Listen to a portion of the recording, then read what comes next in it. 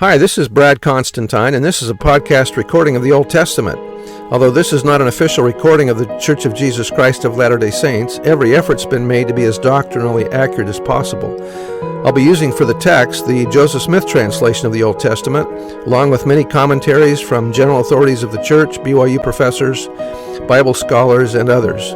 This format will be very detailed, and so if you want a deep analysis of the Old Testament, you come to the right place. Thanks for your attendance.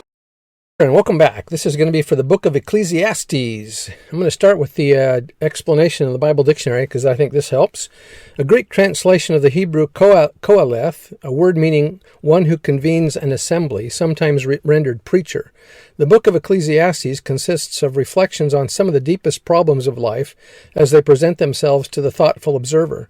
The epilogue, which is in Ecclesiastes 12, sets forth the main conclusions at which the writer has arrived. The author describes himself as son of David, king in Jerusalem. The book of Ecclesiastes seems permeated with a pessimistic flavor, but must be read in the light of one of its key phrases, under the sun, meaning from a worldly point of view. The term vanity also needs clarification, since as used in Ecclesiastes, it means transitory or fleeting. Thus the preacher laments that as things appear from the point of view of the world, everything is temporary and soon gone. Nothing is permanent. It is in this light also that the reader must understand Ecclesiastes 9 and 5 and Ecclesiastes 9 and 10, which declare that the dead know not anything, and there is no knowledge in the grave. These should not be construed as theological pronouncements on the condition of the soul after death. Rather, they are observations by the preacher about how things appear to men on the earth under the sun. The most spiritual part of the book appears in chapters 11 and 12, where it is concluded that the only activity of lasting and permanent value comes from the obedience to God's commandments, since all things will be examined in the judgment that God will render on man. All right, so that's a brief introduction, so I'm just going to read some highlights from the rest of the chapters. Chapter 3, verse 1, this may sound familiar to some of you. To everything there is a season, and a time to every purpose under the heaven. A time to be born, a time to die, a time to plant, and a time to pluck up that which is planted. A time to kill, and a time to heal. A time to break down, and a time to build up. A time to weep, and a time to laugh. A time to mourn, and a time to dance. A time to cast away stones, and a time to gather stones together. A time to embrace, and a time to refrain from embracing. A time to get, and a time to lose, a time to keep and a time to cast away, a time to rend and a time to sow, a time to keep silence and a time to speak, a time to love and a time to hate, a time of war and a time of peace. What profit hath he that worketh in that wherein he laboureth? I have seen the travail, or business, or work, or occupation, or task, which God hath given to the sons of men to be exercised in it. He hath made everything beautiful in his time. Also he hath set the world in their heart.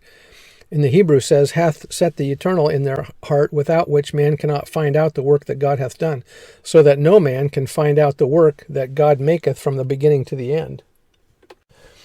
Chapter 4, verse 13, better is a poor and a wise child than an old and foolish king, who will no more be admonished. Chapter 5, verse 12, the sleep of a laboring man is sweet, whether he eat little or much, but the abundance of the rich will not suffer him to sleep. I wonder if that means that if you're rich, you're always worrying about your money and you just can't sleep because of it. I don't know. Chapter 9, verse 11, I returned and saw under the sun that the race is not to the swift, nor the battle to the strong, neither yet bread to the wise, nor yet riches to men of understanding, nor yet favor to men of skill, but time and chance happen to them all. The race is not to the swift, nor riches to men of wisdom. Do not fret, nor be so anxious about property, nor think that when you have gathered treasures, they alone will produce joy and comfort. For it is not so. The race is not to the swift, nor the battle to the strong, nor riches to men of wisdom. The Lord gives the increase. He makes rich whom he pleases. You may inquire, why not make us rich? Perhaps because we would not know what to do with riches. And that was by Brigham Young. Chapter 11, I'm just going to read a little summary about it. The stress here is threefold. Each individual must take advantage of opportunities while he has them.